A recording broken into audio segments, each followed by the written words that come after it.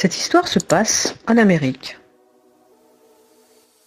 En 2003, mon fils aîné avait pris l'habitude d'aller sur un groupe de discussion, de chat, entre Américains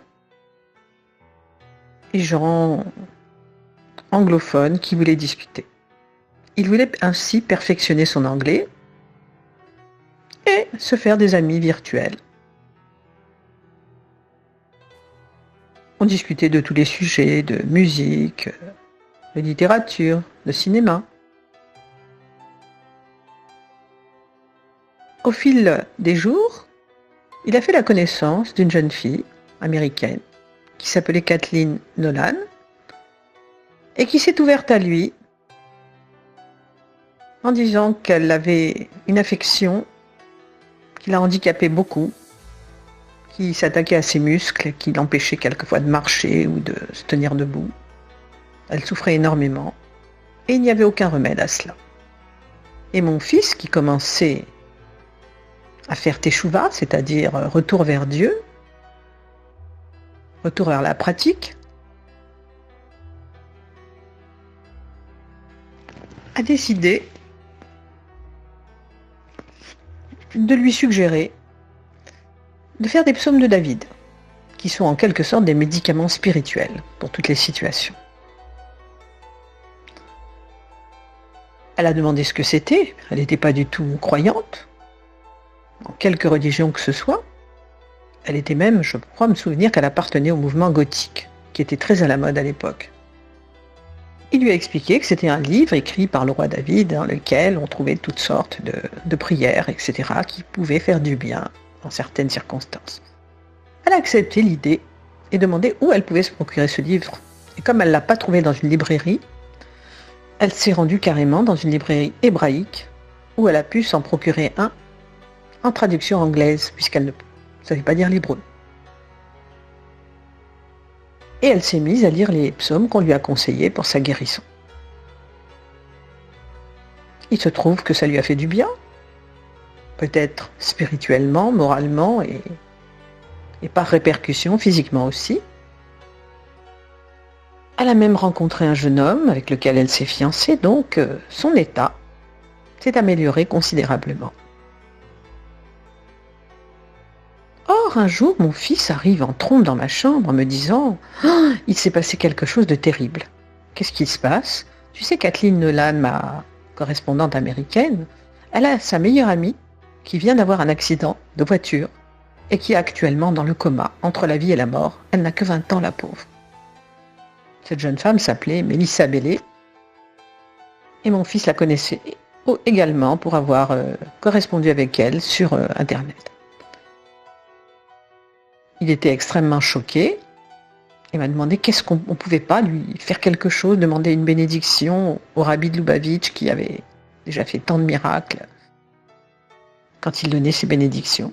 Donc je lui ai dit oui, bien sûr, je vais demander une bénédiction au rabbi pour elle.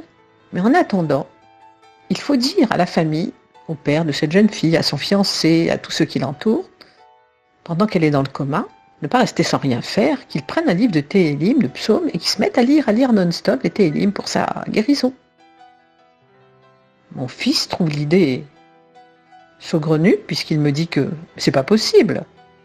Ils sont complètement athées. Ils sont même gothiques. Ils ne croient pas du tout. Je lui dis, ils ne croient pas du tout, ça n'a pas d'importance. Ce qui compte, c'est qu'ils fassent cela. On ne leur demande pas de croire. S'ils aiment cette jeune fille, eh ben, ils feront, dans l'espoir qu'un miracle se produise. Et, incroyable, il est arrivé, tout le monde a accepté de lire des Télim pour Melissa Bellet, la jeune fille, dans le coma. Le père de la fille, fiancé de la fille, ses amis, etc. Et nous aussi, mon fils et moi, nous avons lu le Télim 20 pour un malade, le Télim de son âge, c'est-à-dire qu'elle avait 20 ans, donc on lit le Télim 21.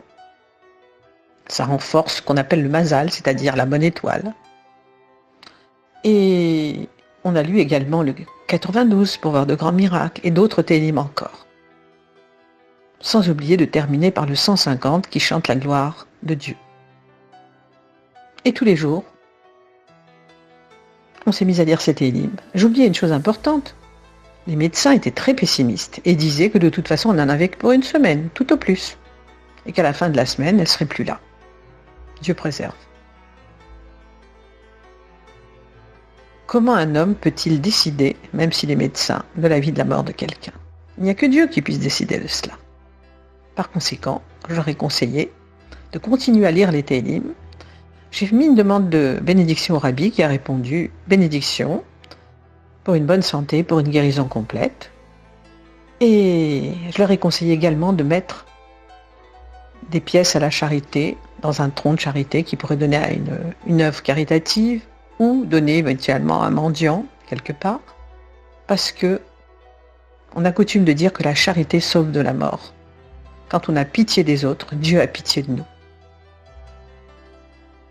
La jeune fille habitait New York. J'ai eu l'idée également de dire à la jeune fille, par le biais de mon fils, d'aller demander au 770 Eastern Parkway à Brooklyn, le QG du Beth Lubavitch, la choule du rabbi, de demander une bénédiction pour la guérison de son ami. C'est ce qu'elle a fait, et ils ont accepté, bien sûr, de prononcer le nom de Mélissa Bellé pour une demande de guérison. Pendant ce temps-là, tout le monde continue à lire les Télim, mais nous aussi. Et voilà que la fin de la semaine arrive. Mon fils entre dans ma chambre très très excité, en me disant « Tu te rends compte? Elle s'est réveillée! Elle s'est réveillée! Mélissa s'est réveillée !»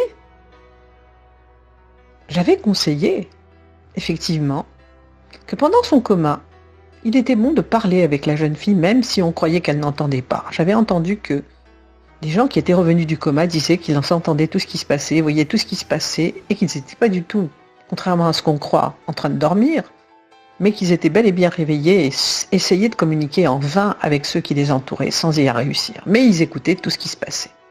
Et c'était bon de parler avec l'âme de la personne, de lui parler, de lui dire des choses positives, qu'on l'aimait, qu'elle allait revenir parmi nous, etc. Et c'est ce qu'avait fait son amie Kathleen Nolan. Elle lui avait tout le temps parlé, et parlait aussi de mon fils en disant « Tu sais, on prie pour toi, il prie pour toi, et tu vas revenir parmi nous, etc. » Et c'est ça, sans doute, qui a fait que il y a eu tout le temps la connexion, et elle est revenue à elle. Elle a souri, elle a reconnu tout le monde, elle a même prononcé le nom de mon fils, en demandant de ses nouvelles. C'était merveilleux. Évidemment, j'ai dit à mon fils de leur dire qu'il fallait absolument qu'ils remercient tout de suite, qu'ils chantent les louanges de Dieu, et qu'ils ajoutent à la charité pour remercier Dieu de ce grand miracle. Malheureusement, une mauvaise nouvelle est arrivée en même temps. Les médecins disaient qu'il y avait une chance sur 2 qu'elle reste paralysée sur une chaise roulante vu que le cerveau avait été endommagé. Et ils ne savaient pas quelles seraient les conséquences, les séquelles. J'ai trouvé ça épouvantable, une fille de 20 ans sur une chaise roulante, mais c'était encore pire que la mort, cela. Évidemment, nous nous sommes mis à prier en demandant à Dieu qu'il lui épargne cette horrible souffrance et qu'il lui permette de rentrer chez elle sur ses pieds. Et grâce à Dieu, les prières ont abouti, et cette jeune fille, Mélissa Bellé, a pu rentrer 2 semaines plus tard chez elle, sur ses pieds, en parfaite santé. N'est-ce pas merveilleux? Par le mérite des psaumes du roi David, une jeune fille accidentée dans le coma, à qui on ne donnait aucune chance de rester en vie, a pu retourner chez elle en bonne santé. Que Dieu soit loué.